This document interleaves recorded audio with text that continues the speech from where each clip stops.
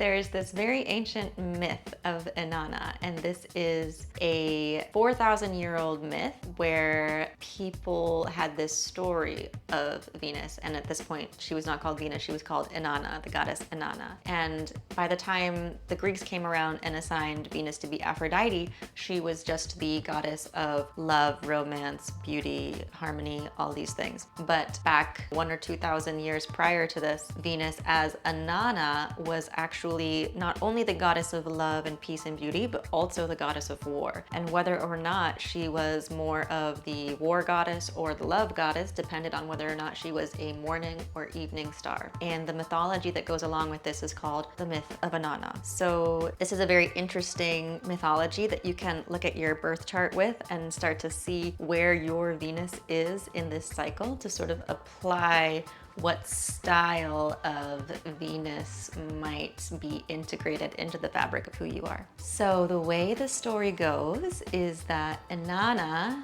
goddess in the sky, descends into the underworld. She's going to her sister's husband's funeral, I believe. So this would be the evening star version of Inanna, of Venus. So if you were born when Venus is an evening star, when she comes out after sunrise, when she is behind the sun, then you would have this more kind of innocent, pure, young, uninitiated, almost childlike love of beauty and harmony and romance that has this almost naive tinge to it. It's a purity. It's a Venus that has not seen darkness yet, that has not been initiated, that is the brightest light in the night sky before she's seen death in the underworld. So this would be if you were born with Venus in the maximum elongation period. So if your Venus is about over 40 degrees between this 40, maximally 48, 46 degrees away from your sun, then you were born when Venus was at her peak power. This could be on either side of the sun, but if she was an evening star, then it would be this beginning of the myth phase of Venus, where she is in her Venusian, her Inanna goddess realm, and